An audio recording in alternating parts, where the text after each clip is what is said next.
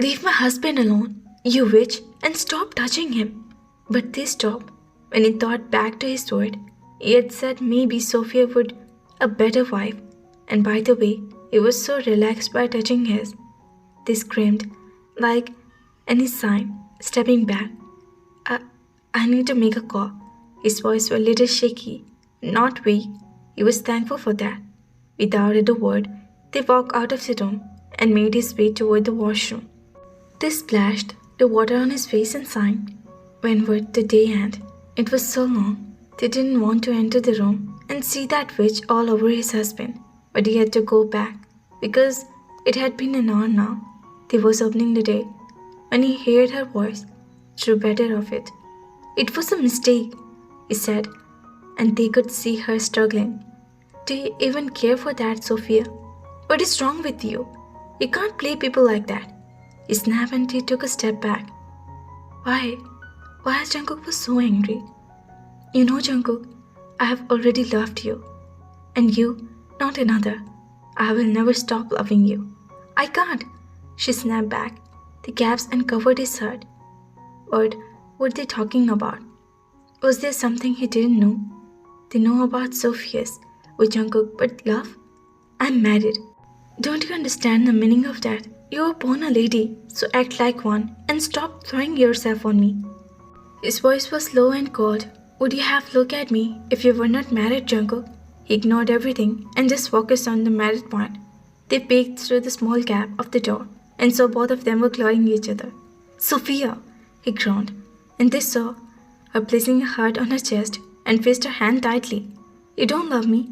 He's merely a burden, Jungkook, and I know that you forced into that marriage. We weren't meant to be. Her voice was so and they swallowed. Sophia, please, they begged, and clenched his hair tightly. Answer me. Wasn't he forced on you?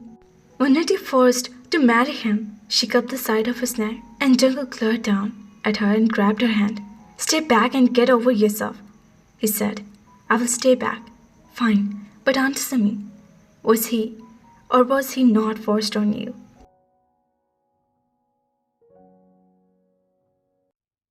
That's none of your business. Jungkook snapped, telling her no already. Stop beating around that bush. Just answer this, and I will stop. She shrugged. He was forced on you, wasn't he? That was a moment of silence, and they watched Sophia cross her arms, and Jungkook wrapped his hand over his face. Yes, they stepped back. He opened his mouth and inhaled deeply, clenching his sword in his hand. He flinched so soon as the word left his mouth. Okay, it was true. They both were forced upon each other. But did he have to say it upon in front of Sophia, who was enjoying it already? Yes, he was forced. He looked down with a worm on his face. They shook his head. He didn't think like that after all, this time.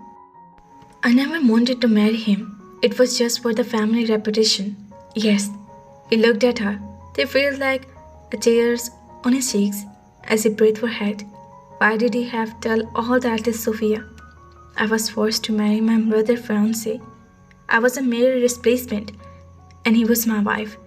Only name, papers, nothing more than that. He laughed, and they shook his head to step back.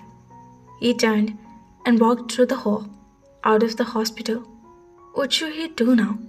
They were so hopeless, falling in love with him, and he only considered that burden. They knew that he didn't have any feeling for Sophia. But did he have insulted him like that in front of her? After all, I'm the one who got last night, and I bet you enjoyed it too. Realizing that neither did he have his bag nor phone, they signed and wiped his wet tears. They sat on that entrance of almost half an hour until he was sure that his tears were dying and puffy cheeks were back to normal. They stood up with a heavy heart and checked his face in a reflection through the glass wall on the hospital. When he satisfied that his face was not looking awful, he sighed and composed himself and walked back inside. He made his way toward the room. After preparing himself for 5 minutes, he finally walked inside with his eyes glanced downward. They couldn't see him, and Sofia still gossiping about her fantasy life. They glared up and saw Sofia were nowhere in sight, and Jungkook was alone, standing beside the couch. I want to apologize for what I said earlier. he said, coming closer. They forced his feet and remained glued to the spot. And now, stepped back for him. He stood in front of him and signed, giving him a sad look. You were right. I was jealous, and I was stupid for feeling that. He apologized. Please forgive me. He kissed Tae, and Tae closed his eyes. It's okay. I know you didn't mean it, they said painfully. Jungkook smiled and gazed his stakes. I left a burning fire over the skin. I would like for us to talk about last night, he whispered, slowly leaning closer to him. I don't remember, he said. Stepping back, he snaked his arm around the waist and dug in closer. They bit his lips and closed his eyes for a moment. I can make you remember, he whispered in his ear, sweetly, placing a kiss on Tae's jaw, inside of his lips. They pressed his lips together and swallowed. Jungkook, please, they whispered. Please what? He whispered, further kisses down his jaw. To the hollow of his throat, they let out a whimper and stepped back, solo hard. I'm hungry, they reasoned. Jungkook was warm but smiled and nodded at her. He grabbed the hand, which he slowly slipped away, making him formed. I'll be back. I need to use the restroom.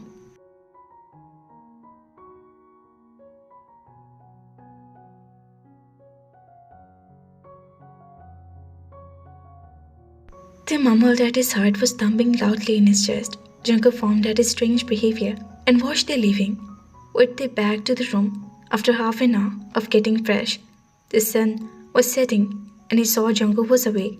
There was 3 police officers by his bed along with Jungkook mumbling something. Gentle to a panic, Jungkook. Taeyong worried glared at his husband to Jungkook, whose eyes were wide with fear and face were pale.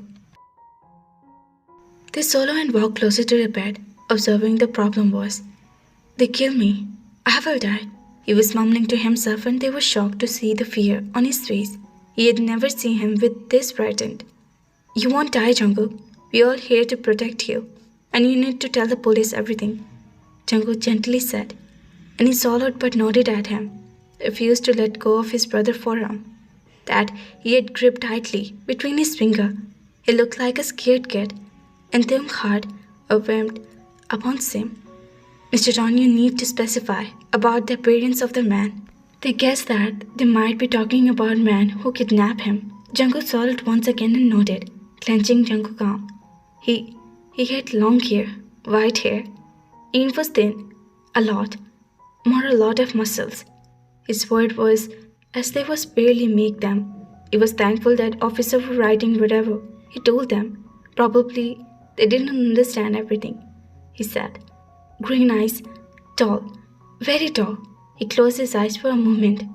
He mostly dressed in pants and white shirt, he said, and hair remained to the ponytail most of the time. He had thin straight hair. He opened his eyes and blinked at the ceiling. He was becoming more specific with his word more.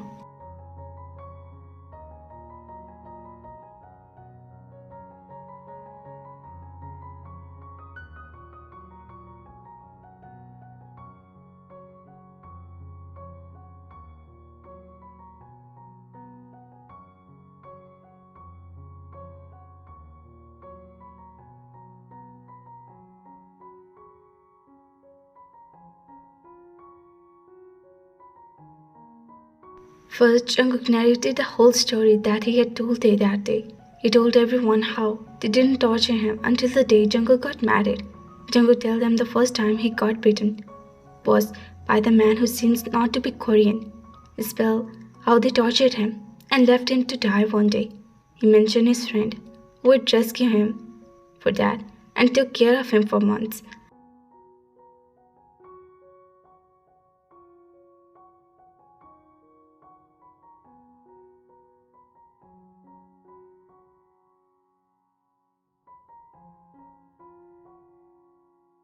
Jungkook described the look of the man who pretended to be a hairstylist.